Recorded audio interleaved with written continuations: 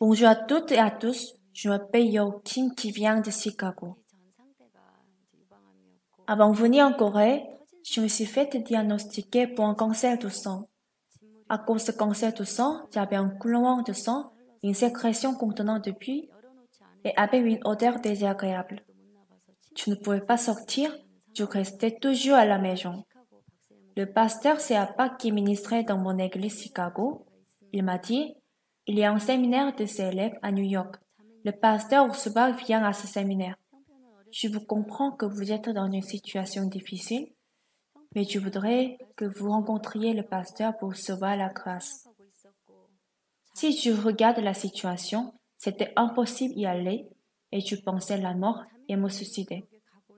Mais le pasteur m'a dit, ce n'est pas important d'y aller ou pas. Je n'aime pas que vous êtes attaché à la douleur. Lorsque j'entends sa voix larmoyante, je me suis décidé à participer au séminaire de ses élèves.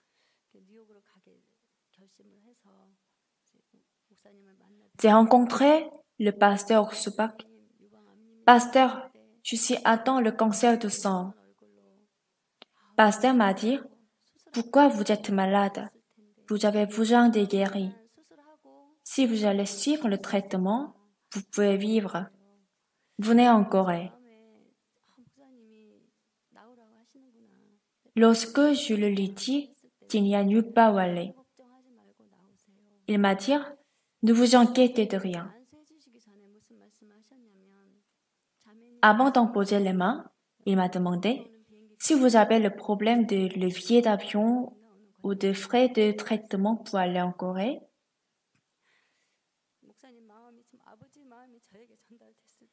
j'ai ressenti le cœur de pasteur comme le cœur de père.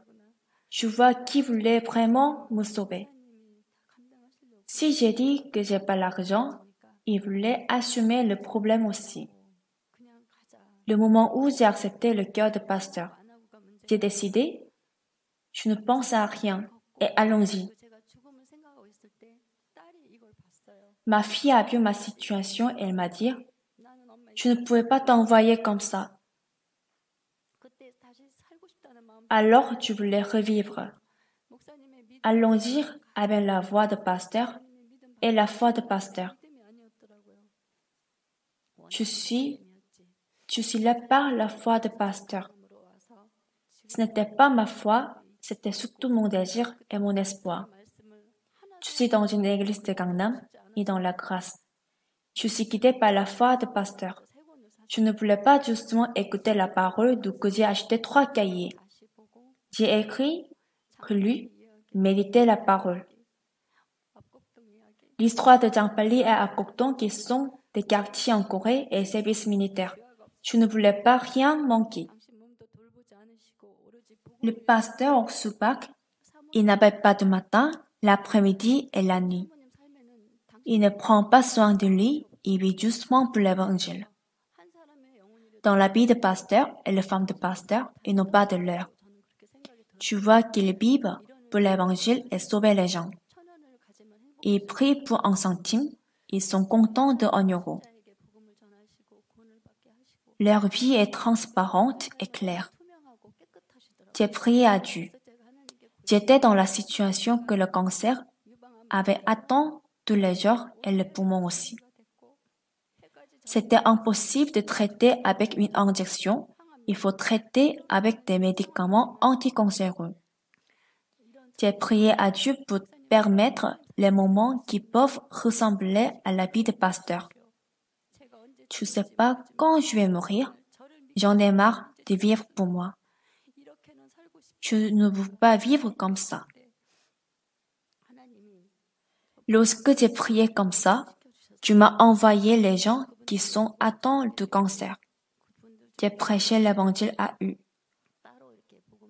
2 personnes ont écouté l'évangile individuellement.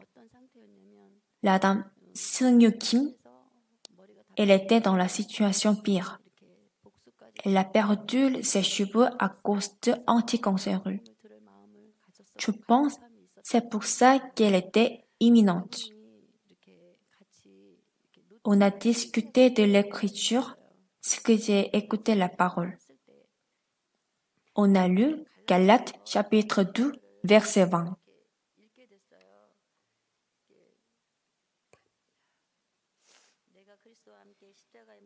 J'ai été crucifié avec Christ, et si je vis, ce n'est pas plus moi qui vis. C'est Christ qui vit en moi. Si je vis maintenant dans la chair, je vis dans la foi de Fils de Dieu, qui m'a aimé et qui s'est livré lui-même pour moi. Elle m'a dit, tu crois la parole.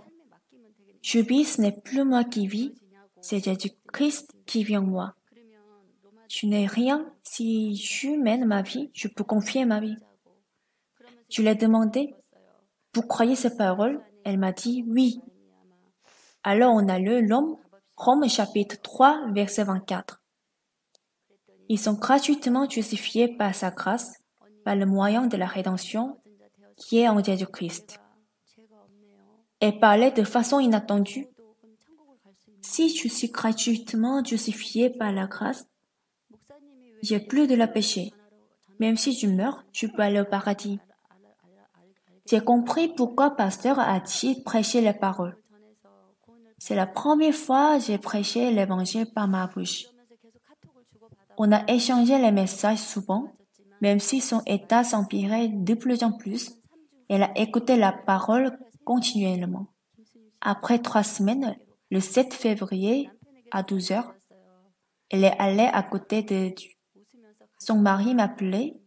Il m'a dit, je remercie que ma femme est allée au paradis paisiblement. J'ai pas pu prêcher l'évangile avec lui.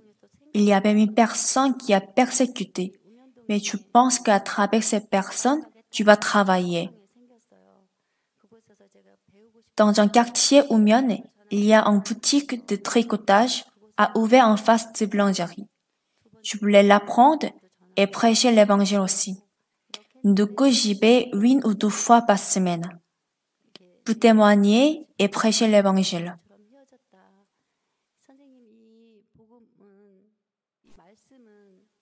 Un jour, j'ai prêché que vos péchés sont comme les cares à moisir et deviendront blancs comme la neige. J'ai dit, n'essayez pas de comprendre, croyez justement. La dame, elle s'appelle Sonny Min. Elle a dit, du coup, j'ai plus de la péché. Elle a reçu le salut. Avant, j'avais pas de bonheur dans ma vie. J'ai jamais vécu tranquillement.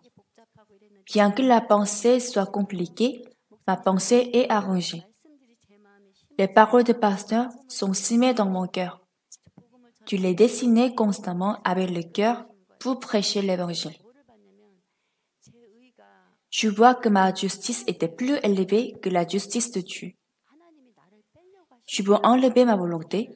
Si je jette ma volonté, Dieu va travailler.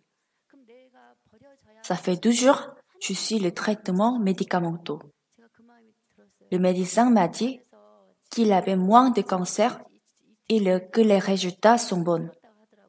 À l'hôpital, je distribue les prospectures de la radio Jérusalem. Le 8 février, j'ai rencontré la dame Kim Sun-hee.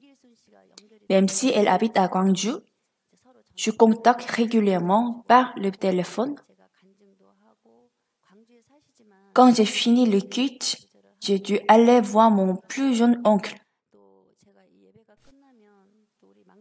Car ma belle-sœur a le symptôme d'une hernie. Elle a passé l'opération et reste à la maison. Je prêche la parole constamment à elle. Si je mange le médicament de anticancéreux, je suis pénible. Mais les gens me disent que tu manges bien comme une personne qui mange le supplément nutritif.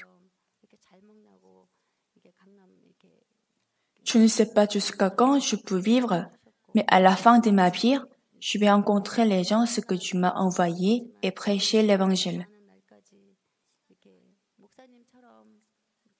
Malgré je ne peux pas donner beaucoup de temps comme le pasteur Supak, je peux bien vivre dans l'espoir. C'est le seul bonheur. La volonté sans ma volonté, c'est facile de jeter ma volonté. Maintenant, je n'en peux plus vivre pour mon cœur. Je remercie de donner ce cœur et cette occasion de témoigner. Je suis heureuse. Merci.